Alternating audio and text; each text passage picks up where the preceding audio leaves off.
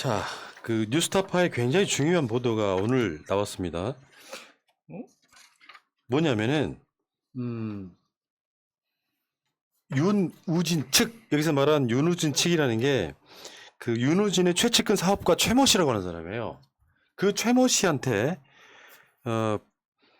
사업가 Y 씨가 2016년에서 2018년 사이에 윤우진 전 용산 세무서장 측에 4억 3천만 원이 넘는 돈을 정관계 로비 자금으로 전달했다는 거야. 이게 지금은 윤우진 이야기만 나오지만 윤우진 수사를 꾸준히 방해했던 사람이 바로 윤석열로 의심이 되기 때문에 이거 굉장히 중요한 보도가 나온 거죠. 이걸로 끝날 문제가 아닌 거죠, 지금. 4억 3천만 원을 줬다. 정관계 로비 자금으로. 윤우진을 해외에 도망가게 하고 잡혀 들어왔을 때도 구속 안 시킨 사람. 그게 누구냐? 윤우진과 가장 가까웠던 검찰 측 인사는 당연히 윤대진이었을 거고 윤대진만큼이나 가까웠던 인사가 윤석열이라는 게 다 알려진 사실이니까 그 윤우진하고 윤석열하고 골프장 가서 골프도 치고 하는 그런 사이 아닙니까? 그럼 그 윤우진은 그 돈을 4억 3천만 원을 받아서 누구한테 썼느냐? 이 윤석열은 까도 양파인 거예요, 지금. 사실은 윤호진 사건은 그냥 윤석열 사건이라고 보시면 됩니다.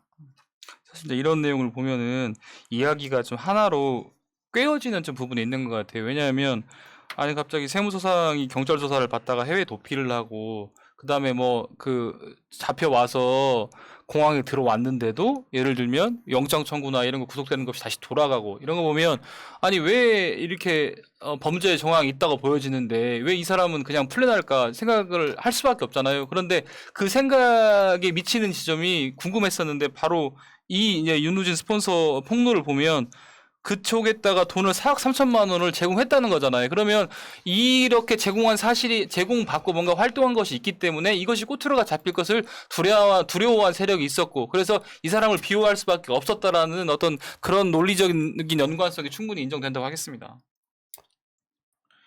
특히 이 최 씨하고 어떻게 보면은 그 윤우진하고 어떤 관계가 되게 돈독한데 그러니까 윤우진이 해외로 도피했을 때 같이 나갔던 그런 인물이에요. 네.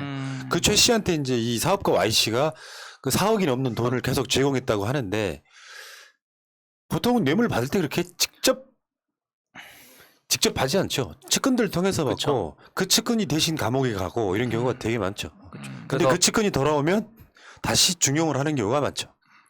그래서 그 측근이 뭐 빌린 운영 자금에 대한 이자도 이 YC라는 사람이 다 내고 근데 그 이자만 연리로 계산하면 36%에 달했다라는 말도 했고 그리고 그 본인의 이름을 이제 빌려줘서 어쨌든 이제 그 윤우진 그 세무서장이 골프를 치던가 아니면 어떤 대외 활동을 할 때 그 정관계 로비를 하기 위해서 그 사람의 이름을 좀 그 사람이 노출을 없애야 되니까 이 YC라는 사람 이름을 빌려가지고 골프를 치든 뭘 하든 이런 식으로 했다라는 얘기가 좀 있습니다. 그래서 아니 그러니까 국세청장도 아니고요. 서장. 일개 용산 세무서장이란 말이에요. 이 사람이 대체 누구 백 때문에 이런 정도의 파워를 부렸는가를 생각해 보면 예를 들어서 윤대진하고 윤석열하고 친하지 않아. 윤석열도 윤우진을 만난 적이 없어요. 그럼 모를까? 윤우진은 현실적으로 그런 얘기까지 있잖아요. 윤석열이 윤대진과 가까운 사이가 아니라 원래 윤우진과 더 가까운 사이였다. 그러니까 반대로 생각할 수도 있는 거예요. 소윤 대윤의 문제가 아니라 원래 윤우진하고 더 가까웠기 때문에 윤대진을 그렇게 챙겼을 가능성이 더 높아지는 상황들이 분명히 여러 가지 상황이 있단 말이죠. 그러니까 지금 여기서 나오는 그 뇌물 공여 시기가 2016년부터 18년이잖아요. 그러면은 3천만 원 이하는 뇌물 혐의가 공소시효 7년, 3천만 원 이상이면 특가법 적용돼서 공소시효 10년, 1억 이상이면 15년으로 돼 있는데 지금 공소시효가 3천만 원 이하라 하더라도 눈 시퍼렇게 살아있는 사건입니다. 그럼 그 지금 뉴스타파에서 이 정도 나올 정도면 이건 검찰이 빨리 수사해야죠. 그러니까 검찰이 인재서도 수사하는데 이런 지금 첩보를 언론을 통해서 제공받았으면 최대한 저는 빨리 수사하고 당장 여기에 관련된 사람들 출국 금지시키고 그 윤석열도 여기 윤우진과 그 깊은 관계가 있기 때문에 반드시 뭐 혐의에 관련돼서 저는 수사를 해야 된다라고 생각합니다. 아무튼 이런 그 보도들이 쭉 나오고 있는데 지금 그 보도 말고도 삼부토 건 계속해서 나오고 있잖아요. 윤석열 자체가 그냥 중도에 계시는 분들이 혹시나 있다면 한번 들어보세요. 이렇게 측근의 문제, 뭐 자기가 뭐 대기업으로부터 스폰을 받았을 것 같은 정황들, 윤석열이 중앙지검장이 되자마자 부인 전시회에 막 쏟아지는 협찬들, 이런 것들은 아무 문제가 안 됩니까? 큰 문제가 되죠. 그러면서 윤석열은 정말 M1 재판을 해보면 해볼수록 정말 무슨 뭐 사모펀드 비리가 나오는 것도 아니고 표창장이 어쩌고저쩌고 하는 조국 장관 수사 하나 달랑 한 개 살아있는 정권에 대한 수사였습니까? 윤석열 자체는 내 주위의 거는 아무 문제 없고 윤석열이 총장을 그만두고 얼마 안 돼서 장모가 법정 구속되는 상황을 보셨잖아요. 이런 놈들이 대한민국 사회에 검찰로 있는 거고요. 그 윤희진이 일개 용산 세무서장이 정관계 로비용으로 뭘 로비를 했는지 안 했는지 모르지. 중간에 배달 사고가 났는지도 모르죠. 근데 어느 정도의 파워를 부렸다는 게 그 윤희진의 힘이었겠어요? 윤희진하고 나오는 다른 정치인들 커넥션 나온 게 있어요? 결국은 윤석열 뒷배기였던 거잖아요. 윤석열 없다면 윤희진은 그냥 용산 세무서장일 뿐이에요. 그리고 어쨌든 이 용산 우리가 보기에는 그냥 용산 하나의 구라고 생각할 수 있겠지만 그 최근 한 10년, 15년 사이에 서울시의 기준을 본다라면 가장 그 땅값이라든지 권력이 그 집중화가 도시에 집중화가 된 게 용산구거든요.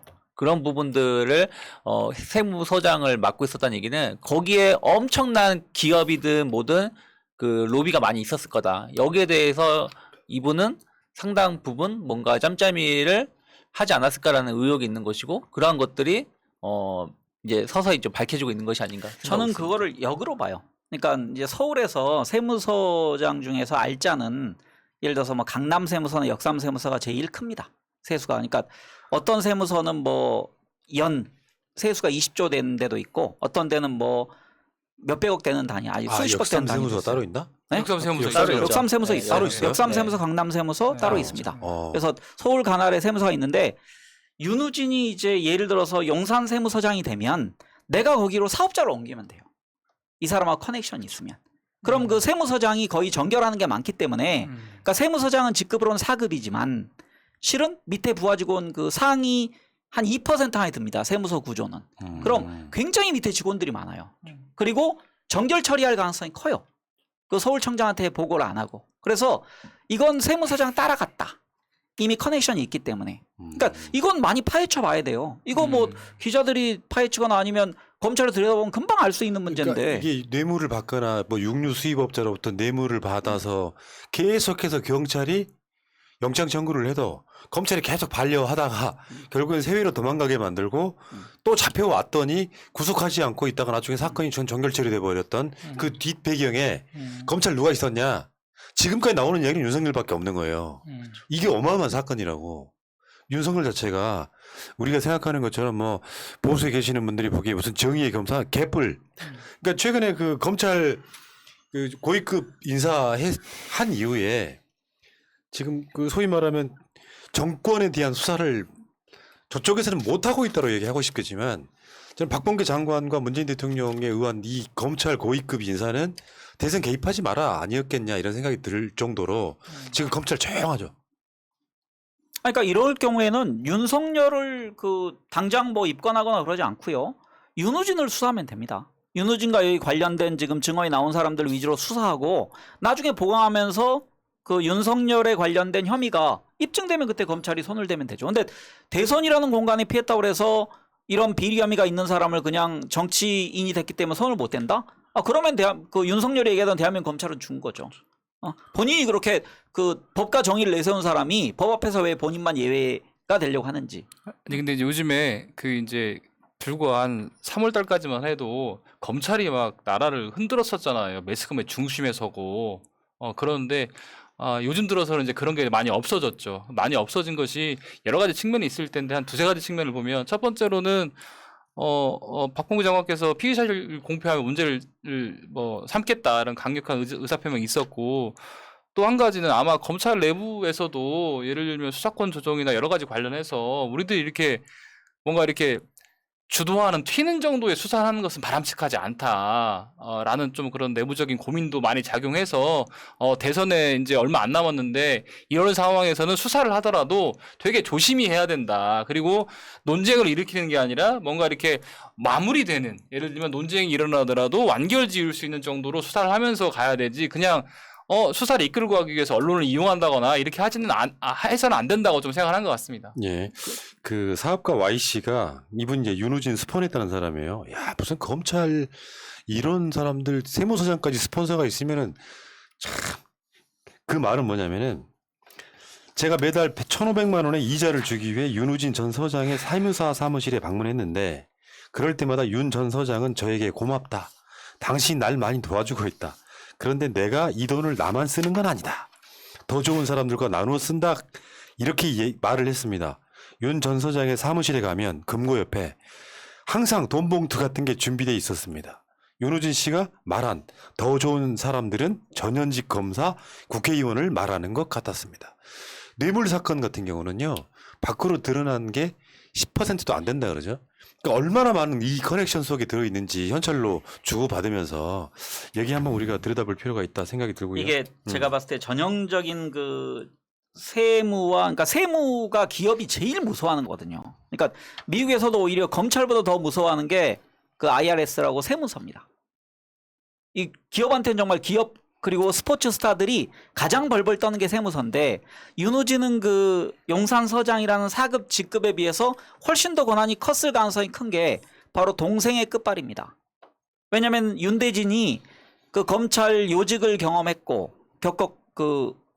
거쳤고, 거기에는 또 윤석열이라는, 그리고 검찰 내에서 가장 큰 힘을 발휘할 수 있는 특수부가 뒤를 봐주고 있다.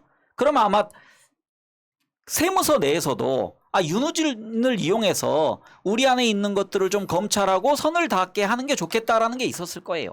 왜냐면은 가끔 세무공무원들이 비리 혐의로 갑니다. 그러면은 검찰에 끊이는 것과 없는 게 완전히 다르거든요. 그래서 윤우진은 그런 브로커 역할을 했을 가능성이 크고, 지금 돈을 받아서 본인이 나 혼자 쓰지 않았다, 이거 더 큰 사람들한테 간다, 분명히 이건 검찰에 갔을 거고 정치권에 갔을 것이다. 거기에 대해서 뭐 수사해야죠. 예. 근데 그 과정에서 제가 오늘 크게 보도가 되지는 않았는데요. 그 라임 사건 관련해 갖고 그 솜방망이 제 식구 감싸기. 그 김봉현 씨한테 술 얻어먹었던 그 검사들을 막 감쌌던 그 전현직 검사들에 대해서 그러니까 사세행이 여기에 대해서 공수처에 고발한 사건을 오늘 통보가 왔다 그래요. 이 사건을 검찰로 단순 이첩하는 통보를 했다. 단순 이첩. 뭐 기소 의견 이런 게 아니라, 그러니까 이 공수처가 생겨난 배경에 여러 가지 이유가 있겠지만 그 중에 검사들이 너무 제 식구 감싸기를 하기 때문에 공수처라고 하는 어떤 그 공적 기구를 만들어서 서로 견제하게 만든 거 아닙니까? 근데 여기 공수처는 뭐 1호 사건으로 조희연 교육감, 그 사실 기소권도 없는 사건을 그것 때문에 또 공수처가 검찰이랑 싸우고 있어요. 불기소 의견으로 검찰을 이첩할 수 없다. 검찰에서는 그렇게 주장을 하고 있는 것이고, 그렇지 않다 싸우고 있는 것이고, 이거 공수처라고 하는 게 물론 그 정상화 되기까지 좀 시간이 걸리긴 하겠지만 떠들썩하게 윤석열 입건했다고 해놓고 지금 수사 자체를 아예 못하고 있잖아요. 그럼 왜 생겼느냐 하는 비판이 지금 슬슬 나오고 있는 거죠. 저는 그 공수처 처음에 설립됐을 때 공수처가 만병통치약이 아니다라는 얘기를 했었고요. 그다음에 공수처가 하는 가장 큰 효과는 개조심 효과다. 그러니까 공수처라는 조직이 있기 때문에 공수처의 수사 대상이 될 수 있고, 될 수 있는 너희들 몇몇 그 대한민국에 뭐 6,000명 정도 해당하는, 그리고 특히 판사 검사들 조심해야 된다. 그들을 수사하는 전담기구이기 때문에 이 효과는 아직도 살아있다 생각하고요.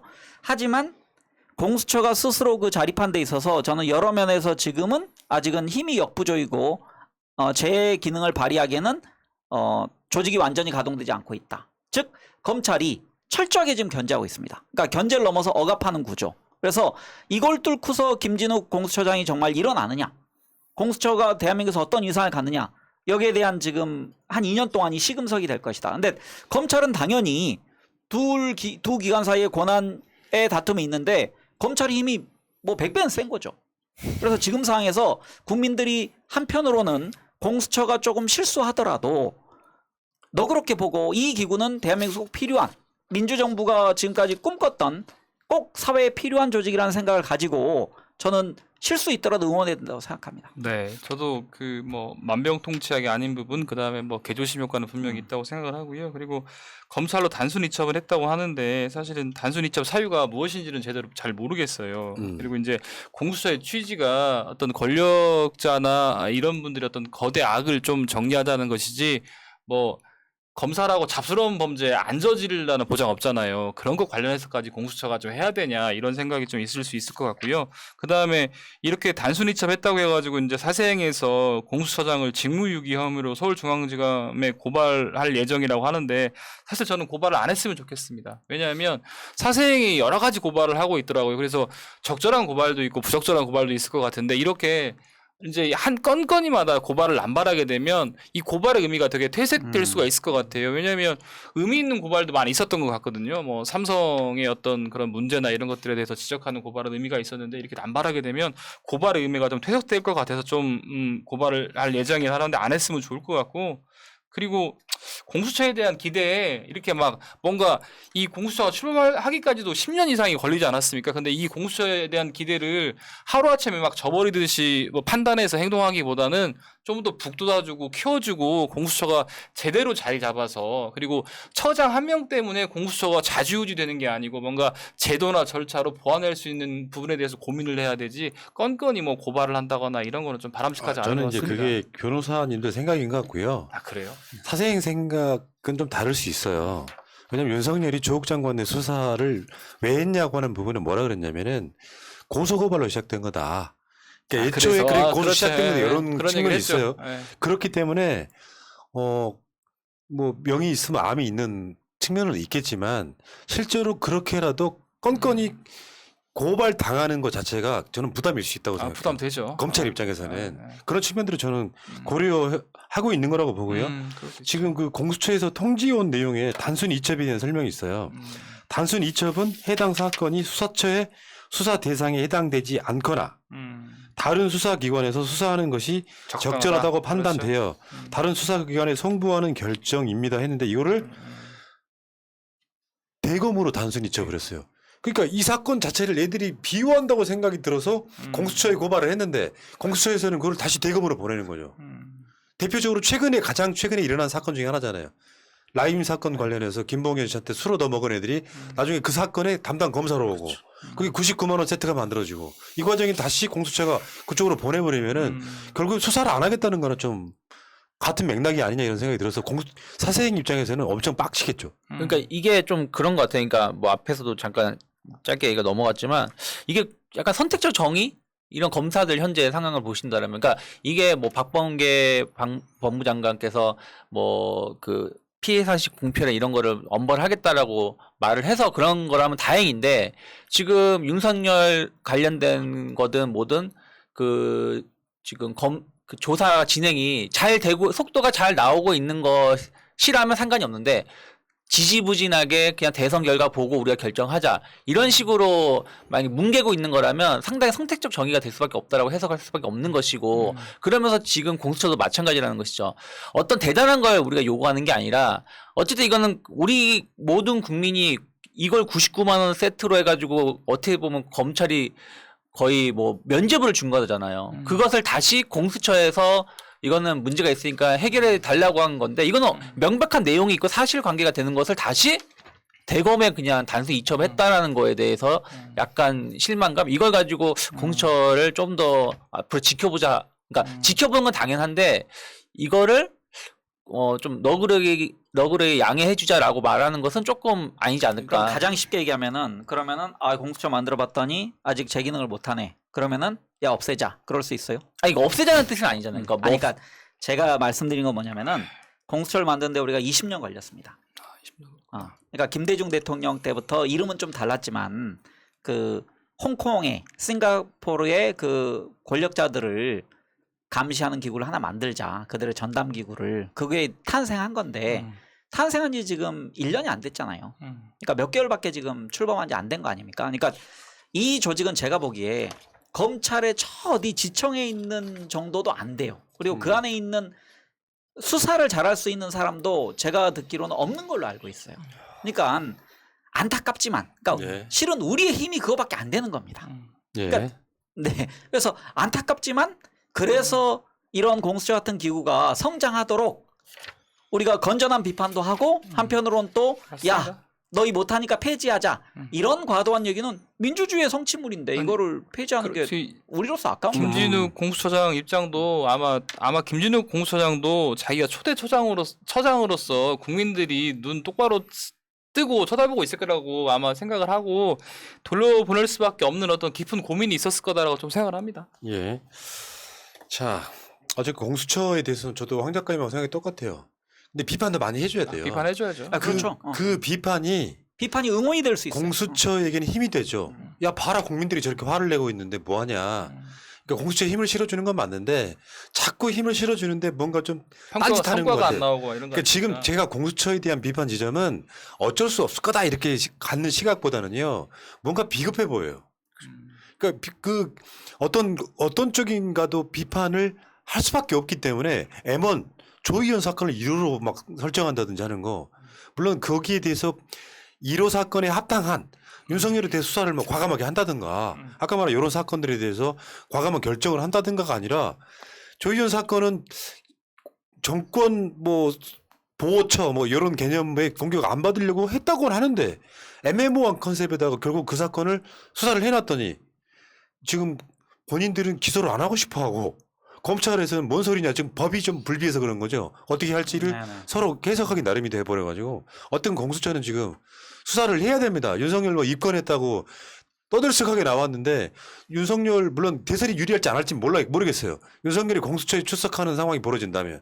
그런데 공수처는 공수처에 이런 상황을 눈치 보지 말고 해야죠. 일단 저는 그렇게 생각해요. 자, 그 이야기는 여기까지 하시고.